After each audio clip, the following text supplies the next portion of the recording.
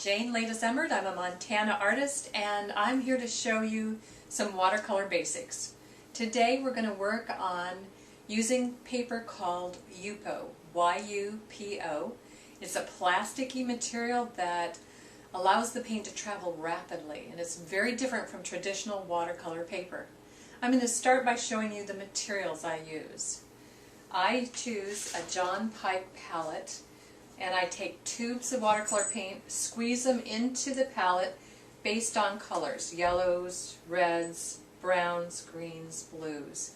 So the warm side of your palette, the warm colors are on the left, the cooler colors are on the right.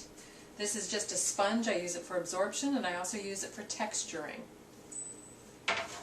I like to be very portable.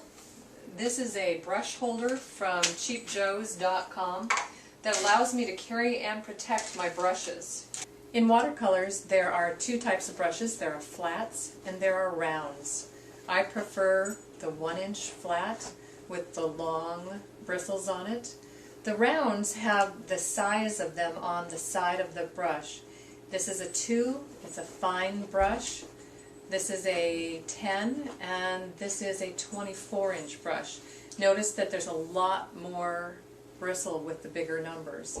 These hold a lot more water, and you'll always try to start with your biggest brushes first and then work down to the details at the end. But you don't start and do a whole painting with a small brush. The idea in watercolor is to get loose and use big brushes first.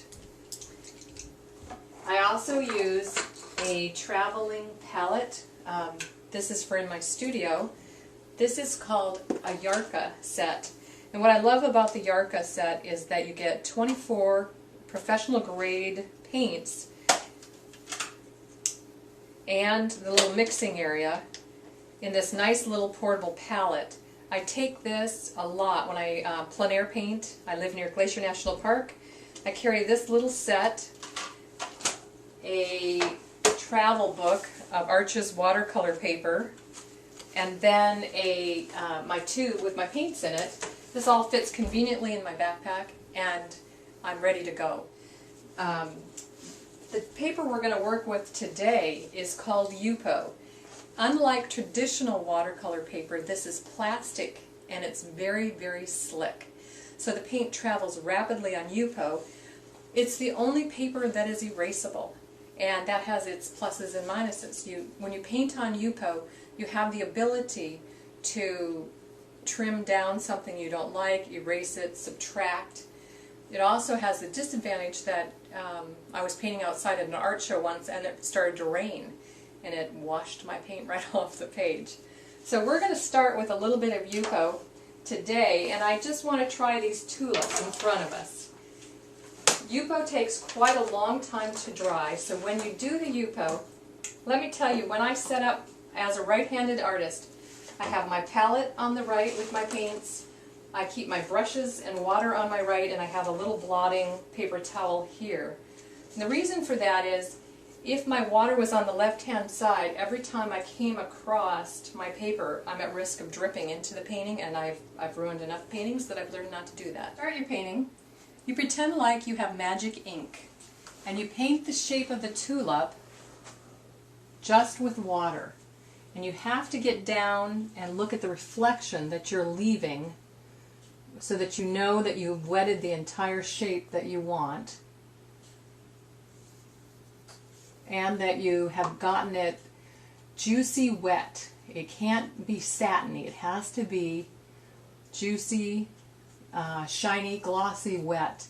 If it isn't, then the paint won't travel on the water in the way that I want it to. The magic of Yupo is letting that paint travel. Now that I have the shape that I like, I'm going to come in, and when I teach young kids, they all make the sound effects for me. But you touch the paint and it spreads rapidly across the flower. And you have to make sure you touch all of the edges, because if the water dries without any paint on it, obviously you won't get a flower shape. Now I like to combine a few different colors, and you let them mix on the paper. The Yupo will mix itself. and I'm trying to see the edge of every petal so that I define it, and yet I'm not trying to totally outline and define the piece. I want the paint to travel on the water. Now there are highlights in the tulip, and so I'm going to add some little touches of darks and let them run that I see in the petal, and it will create, obviously the red and blue together will create some purples. And there's a little touch of yellow, some highlights in it. And certain paints are better what I call pushers than others. Look at how the yellow strongly pushes the other parts of it. While it is still nice and wet, I'm also going to come in and I'm going to create a stem. And I'm very careful that I touch just the edge of it. Anything I touch, I give it permission to run. When you paint a painting, if you can carry touches of your color, touches of the flower color into the leaves, it creates a continuity in the painting. So I'm actually going to put some pinks and some blues into my stem and leaves. And you'll see as it dries that it creates a sense of turning of the leaf or shadows.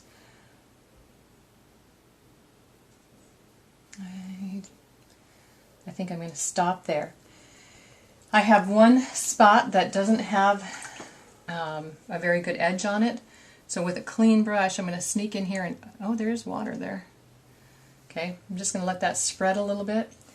You take that and very carefully set it aside and let it dry. It takes a good 45 minutes for a Yupo painting to dry, and as it dries it will continue to paint itself. And that's the magic of Yupo.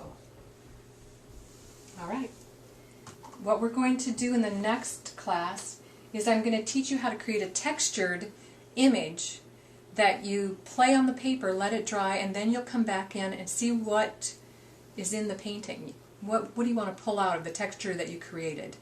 Just like a wood carver sometimes will carve an eagle, and someone will say, well, how did you know to carve an eagle? And he'll say, it was in the wood. When I paint with textures, I see shapes in the colors that I mix, and then I create the painting from what I think the paper and paint have inside of them and what I'm trying to bring out. I'll be back with another demonstration next week. Thank you so much.